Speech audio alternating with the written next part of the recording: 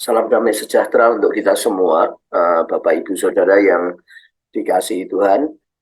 Pagi hari ini saya mengajak Bapak Ibu Saudara untuk merenungkan firman Tuhan dengan judul penyebab kebimbangan adalah sebenarnya ketidakpercayaan. Ya, penyebab kebimbangan adalah ketidakpercayaan. Nah, eh, kalau kita berdoa, kita tidak percaya, maka sia-sialah kita berdoa, Bapak Ibu Saudara. Justru tanda orang percaya adanya Tuhan adalah orang itu berdoa. Jadi kalau kita tidak berdoa, itu justru kita tidak percaya kepada Tuhan. Tetapi kalau kita tanda orang percaya adalah berdoa. Tanda orang beriman dia punya firman Tuhan. Betul ya Bapak Ibu Saudara ya. Jadi mari kita lihat bahwa pagi hari ini kita mau berdoa, artinya kita percaya. Itu tanda orang percaya itu adalah berdoa. Ya, dia menyadari bahwa Tuhan itu ada, eh, itu maka dia berdoa. Nah, hari ini kita merenungkan firman Tuhan bersama-sama. Ya,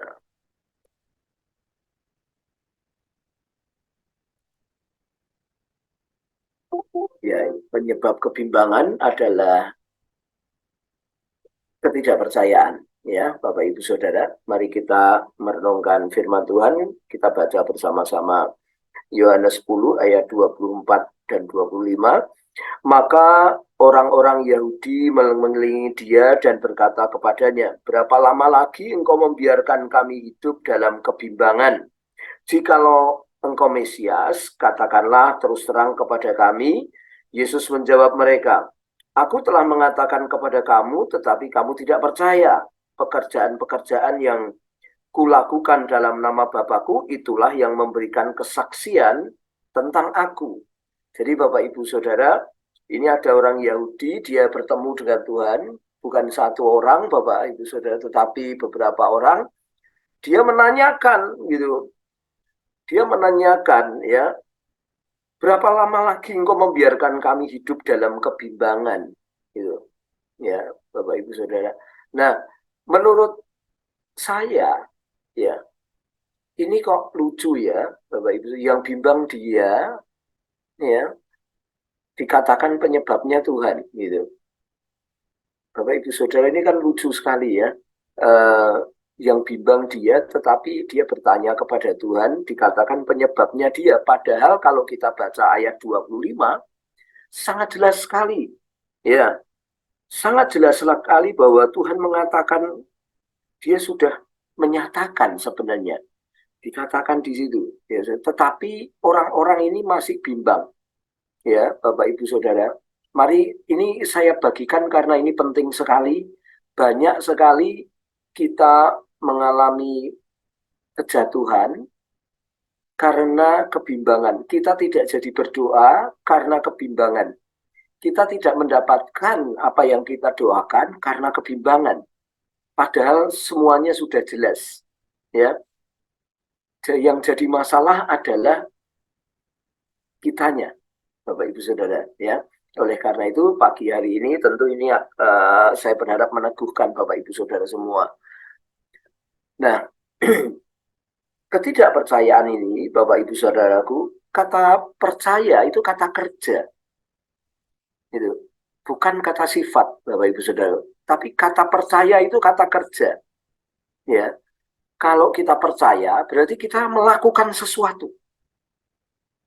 Itu kata kerja, ya, Bapak Ibu Saudara ya. Misalkan tadi kita berdoa karena kita percaya, gitu, ya. Pagi hari ini kita berdoa karena kita percaya.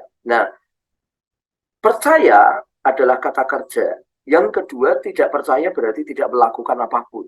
Gitu. Yang ketiga, tidak percaya berarti tidak mengakui adanya Tuhan. Tanda orang percaya adalah berdoa.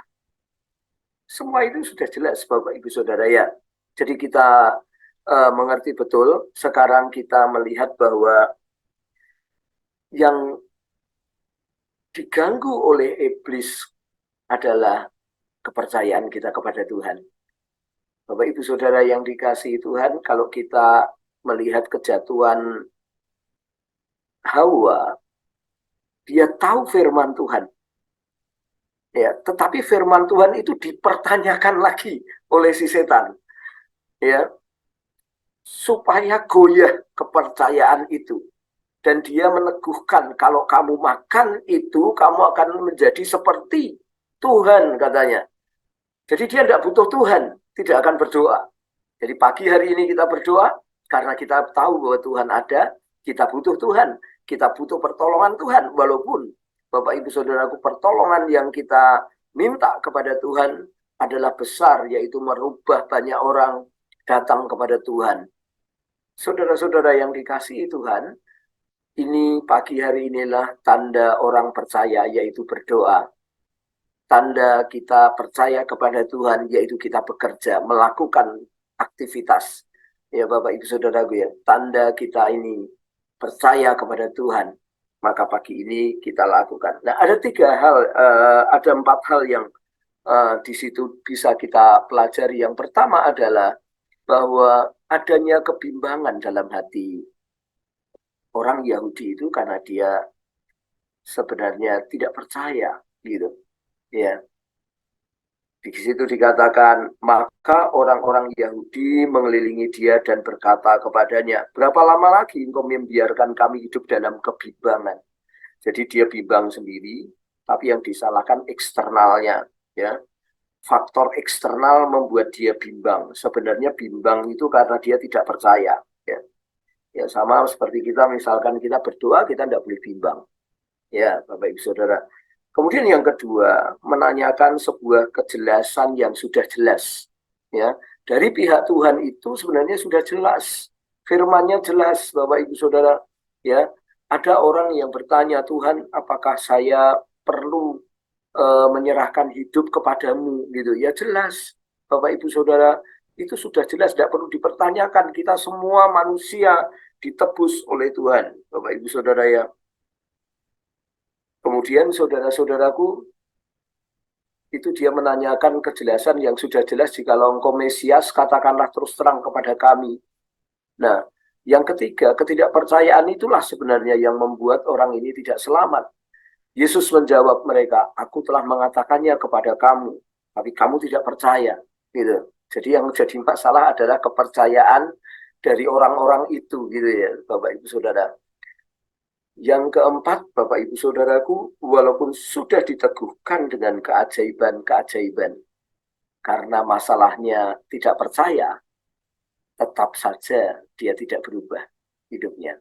Jadi kita perlu berdoa untuk bangsa kita sebuah kepercayaan, supaya Tuhan kasih kepercayaan. Bapak Ibu Saudara, saya ingin bagi berkat. Suatu kali, kemarin hari